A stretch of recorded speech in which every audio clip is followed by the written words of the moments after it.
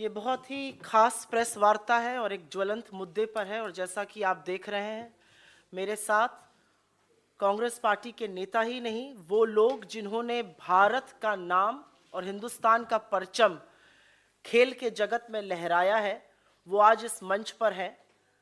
किसी और कारण से होते तो हमें बड़ा गर्व होता, लेकिन वो आज इस मंच पर हिंदुस्तान के उन खिलाड़ियों की वेदना और उनके दर्द को समझाने के लिए, बताने के लिए और सरकार से सख्त सवाल पूछने के लिए मजबूर हैं, जिसका जवाब बहुत पहले आ जाना चाहिए था।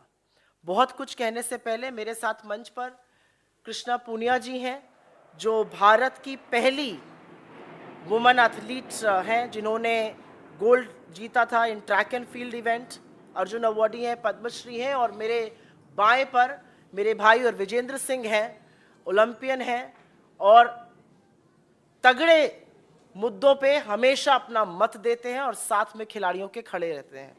इससे पहले कि मैं इन दोनों लोगों को मंच दूं, मैं एक बात जरूर पूछना चाहती हूं।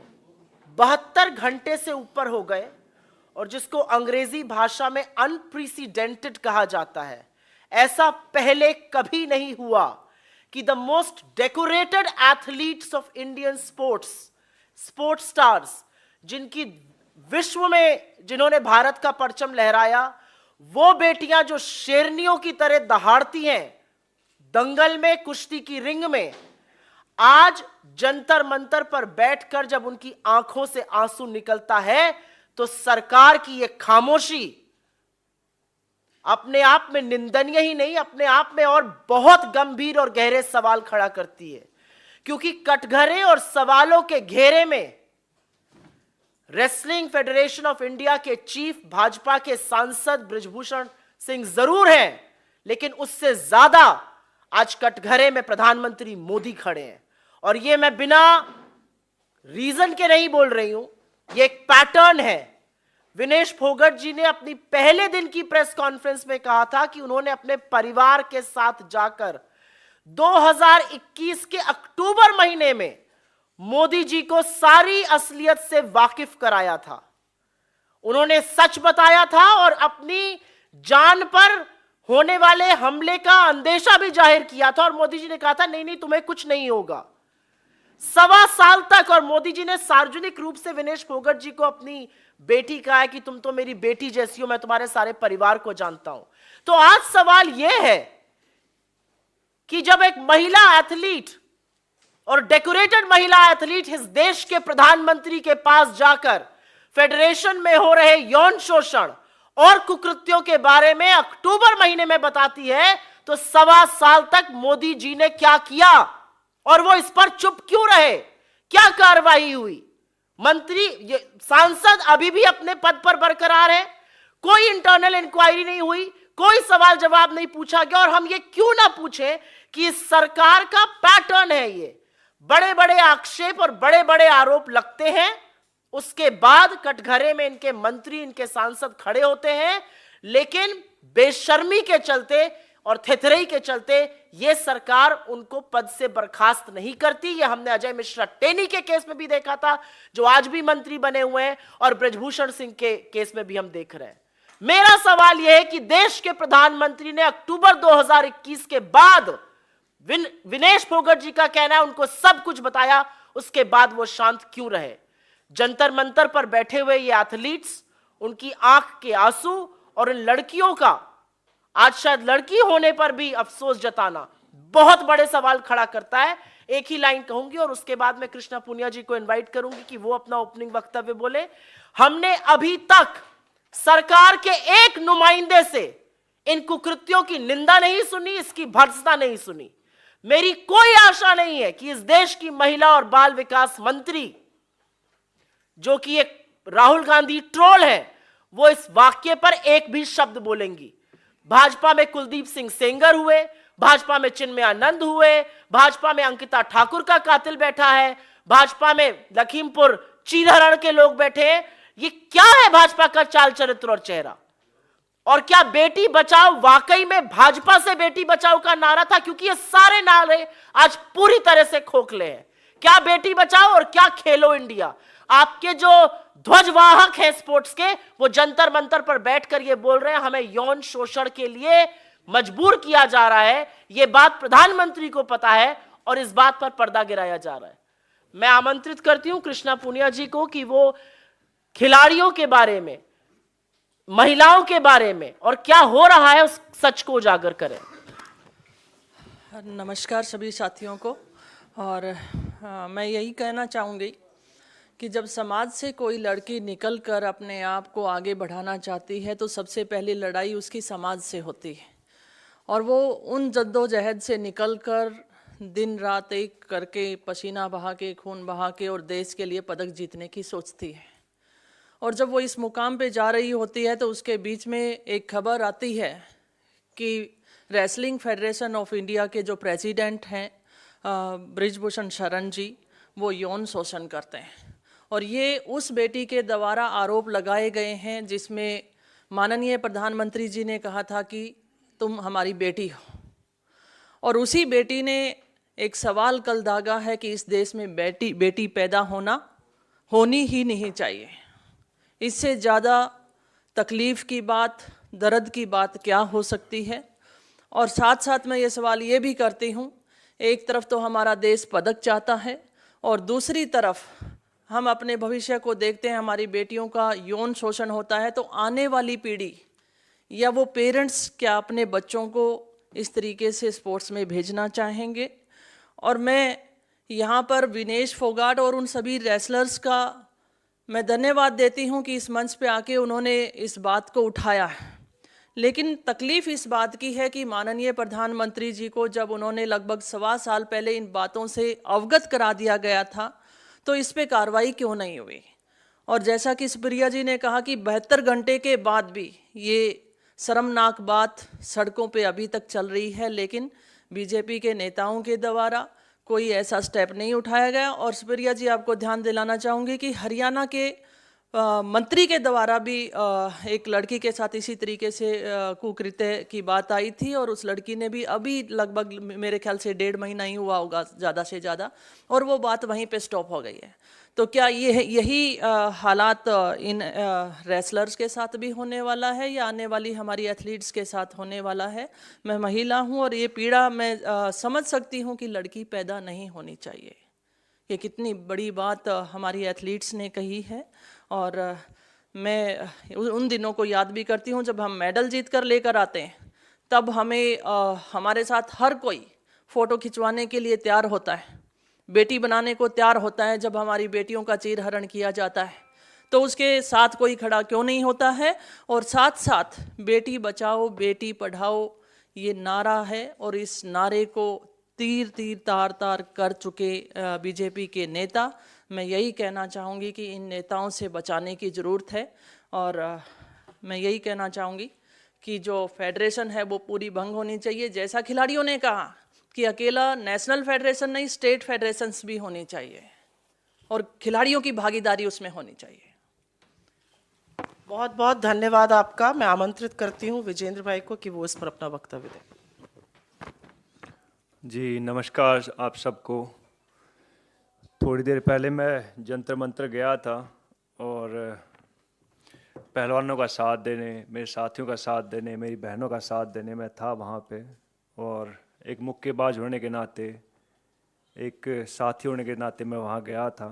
और वो आए, धीरे धीरे रेसलर आएंगे वहाँ पे, उनको बताया, मेरी फ़ोन पे बात हुई, लेकिन मेरी पीसी थी इसलिए मेरे को यहाँ आना पड़ा। लेकिन जो उन्होंने आरोप लगाए हैं वो बहुत स्ट्रॉन्ग आरोप हैं एक नेता पर, एक फेडरेशन के चीफ के ऊपर। और मैं मानता हूं कि इसके ऊपर इतनी देर लंबी चुप्पी साधना प्रधानमंत्री जी द्वारा वो एक बहुत निंदनीय है और एक शर्मनाक है, जो मैं मानता हूं। और इसमें जल्द से जल्द कार्रवाई हो। जो आरोप है बहुत संगीन है। एक भिवानी का, एक हरियाणा का लड़का होते हुए मैं ये मांग करता हूँ इसमें जल्द से जल्द कार्रवाई हो और आईपीसी की जो भी धारा लगती है उनके तहत इसके ऊपर एक्शन लिया जाए। Thank you. बहुत धन्यवाद। आपके जो भी सवाल हो उसका हम स्वागत करते हैं, लेकिन ये एक बड़ी बात है। और एक चीज आपकी जानकारी के लिए, आप हमारे व्यूअर्स के लिए, जो श्रोता हैं, जो देख रहे हैं, जो अखबार लिखेंगे, उनके लिए मैं बताना चाहती हूं कि ये गवर्नमेंट विद अ डिफरेंस थी। और डिफरेंस ये था कि जब बेटियों पर इस तरह के कुकृत्य होंगे, शोषण होगा, तो ये सरकार अपनी आंख पर पट्टी बांध लेगी। ये सरकार कहती थी हमें इंटरफेरेंस पॉलिटिकल नहीं चाहिए। बैडमिंटन फेडरेशन ऑफ इंडिया के हेड कौन है? Himanta Biswa Sharma. Rifle federation of India के हेड कौन है? रनिंदर सिंह, बीजेपी के। आर्चरी के अर्जुन मुंडा जी। क्रिकेट के तो खैर आपको पता ही है, पुत्र जय शाह जी बैठे हुए हैं वहां पर। हॉकी के दिलीप तुकरी जी। और टेबल टेनिस ऑफ इंडिया की जो फेडरेशन की हेड है वो हरियाणा के उप मुख्यमंत्री दुष्यंत चौटाला जी की पत्नी मेघना चौटाला जी हैं। तो ये जो लोग बात करते थे पॉलिटिकल इंटरफेरेंस की, मिनिमम गवर्नमेंट मैक्सिमम गवर्नेंस की, उनके कुछ नाम मैंने आपको गिना दिए हैं।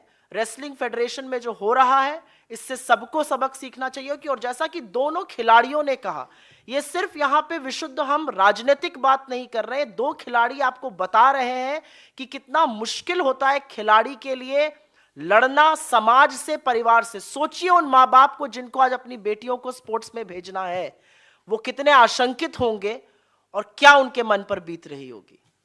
आपके कोई सवाल हो तो उसका स्वागत है। सुवो मोटो प्लीज। आप दोनों लोग बड़े खिलाड़ी हैं देश के, क्या आपको लगता है कि जो खेलों के मुखिया होते हैं वो नेताओं को नहीं होना चाहिए, उसकी जगह खिलाड़ियों को जिम्मेदारी दी जानी चाहिए इस देश में? दोनों लोगों से आंसर करा। हाँ, मैं आपकी बात का समर्थन करती हूँ। खिलाड़ी अगर एसोसिएशंस में होंगे तो खिलाड़ी की प्रॉब्लम्स को अच्छे से समझ सकते हैं, और जो एथलीट्स की पार्टिसिपेशन इसमें ज़्यादा रहेगी तो उसमें और ज़्यादा बेहतर होने के चांसेस ज़्यादा रहेंगे। और बहुत ज़रूरी है, बिकॉज एक खिलाड़ी की भावना को समझ सकता है, और खिलाड़ी इस फेडरेशन में आएंगे, इसका हिस्सा बनेंगे। बिकॉज एक तरह से ढोंग तो किया गया था, बिकॉज कई बॉक्सरों को भी इस फेडरेशन का एक उसमें बनाया गया था हिस्सा, लेकिन उनको कभी भी इस मीटिंग में नहीं बुलाया गया। जैसे बॉक्सिंग की मैं बात करूँ तो बहुत सारे लड़कों ने बताया कि भाई साहब हम भी हिस्सा थे उस बॉक्सिंग फेडरेशन का, लेकिन हमें कभी किसी मीटिंग में नहीं बुलाया जाता। तो अगर कोई खिलाड़ी अगर किसी उस फेडरेशन का हिस्सा होता है तो बहुत अच्छी बात है, और ये होना चाहिए। पर हम कहाँ मार खाते आप सबको मालूम है। जी, राहुल गांधी ने जब यूपीए की सरकार थी तो कोशिश करी थी अजय माकन ने जो स्पोर्ट्स मिनिस्टर थे उनके जरिए कि खेलों से नेता बाहर हो जाए और खिलाड़ियों को ही कमान दी जाए, लेकिन कांग्रेस पार्टी के अलावा सहयोगी दल भी नहीं माने और वो बात पूरी नहीं हो पाई। अजय माकन का जो बिल था, कोशिश की, वो नाकामयाब रही। तो क्या आज कांग्रेस पार्टी को लगता है कि मोदी सरकार के पास पूरा बहुमत है, आप लोग समर्थन देने को तैयार है कि नेता खेल संघों से बाहर हो और खिलाड़ी कमान संभाले? हम समर्थन तब भी देने को तैयार थे, और आपका बिल्कुल कहना सच है कि ना सिर्फ हमारे घटक दल बल्कि एक राजनीतिक रूप से इससे आम सहमति नहीं बन सकी थी तब। लेकिन आप बिल्कुल सही कह रहे हैं, आपके पास प्रचंड बहुमत है, आपका मन आता है, आप सुबह उठते हैं और आपको लगता है कि लॉ बन जाना चाहिए, आप लॉ ऑर्डिनेंस से बना देते हैं और अध्यादेश से वो पारित होकर कानून बन जाता है। लेकिन मैंने तो आपको फेडरेशन, रेसलिंग फेडरेशन तो छोड़ दीजिए, मैंने तो आपको हिंदुस्तान की तमामों स्पोर्ट्स फेडरेशन, चाहे वो बैडमिंटन हो, चाहे वो टेबल टेनिस हो, चाहे वो हॉकी हो, क्रिकेट हो, आर्चरी हो, राइफल हो, मैंने तो आपको सबके नाम गिना दिए, और इस सब पर भाजपा के नेता बैठे हुए हैं। तो डिफरेंस क्या है? और पॉलिटिकल सहमति इस पर बननी चाहिए, ये एक अलग डिबेट है। लेकिन जो आज का मुद्दा है वो बहुत बड़ा मुद्दा है। आपकी बात सही है, इस पर डिबेट होना चाहिए। पॉलिटिकल इंटरफेरेंस जितनी कम हो अच्छी बात रहेगी, लेकिन आज का डिबेट बहुत बड़ा डिबेट है। ये हिंदुस्तान में पहले कभी नहीं हुआ है। ये ओलंपियंस हैं, ये गोल्ड मेडलिस्ट है, और ये बाहर आकर कह रहे हैं हमें यौन शोषण के लिए मजबूर किया जा रहा है, और इस बात की सजा तो मिलनी ही चाहिए। इस बात से अवगत देश में सर्वोच्च पद पर बैठे हुए प्रधानमंत्री जी 1.25 साल से हैं, और ब्रजभूषण सिंह अभी भी अपने पद पर बने हुए हैं और अभी भी प्रेस कॉन्फ्रेंस कर रहे हैं। मतलब मुझे समझ में नहीं आता है कि बेशर्मी की और असंवेदनशीलता की कोई हद है सरकार में। आपने अजय मिश्रा, नैतिकता कहां है? नैतिक धुरी ये कहती है आपका नाम आया और ऐसे आक्षेप में आया, आपको तुरंत रिजाइन कर देना चाहिए। लेकिन नैतिकता तो सर्वोच्च पद की भी पूछी जाएगी ना। आज जब विनेश फोगाट ने बोला कि मैंने प्रधानमंत्री को अक्टूबर 2021 में इस मामले से अवगत कराया था, तो मेरा सिर्फ एक सवाल है, मोदी जी ने क्या किया, क्यों आंख पर पट्टी डाले, वो आज बैठे रहे कि ये खिलाड़ी सड़क पर सार्वजनिक रूप से उतरने को मजबूर हुए हैं और आज कुछ मीटिंग्स करी जा रही हैं।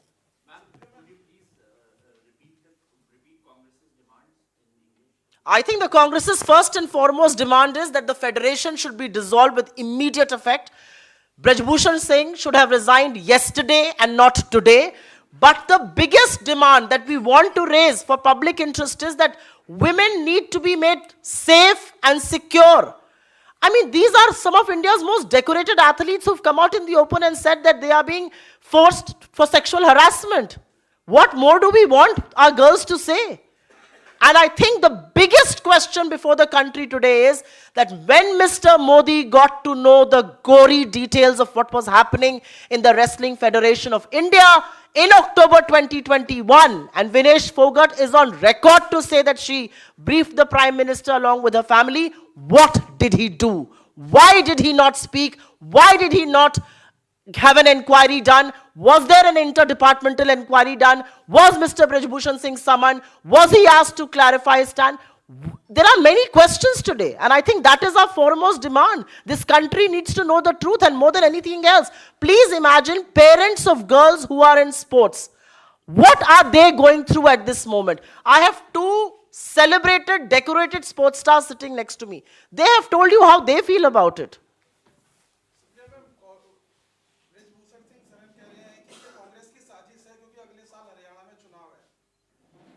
आपको लगता है कि हिंदुस्तान की वो ध्वजवाहक, वो सेलिब्रेटेड एथलीट्स जो ओलंपिक में गोल्ड जीतते हैं, एशियाड में गोल्ड जीते, वो हमारी साजिश के तहत आकर सड़क पर बैठेंगी? ये वो शेरनियां हैं जो बड़े बड़ों के खुद चारों खाने चित्त कर देती हैं, उनकी आंख के आंसू नहीं दिख रहे हैं ब्रज भूषण सिंह को? Any other questions on this?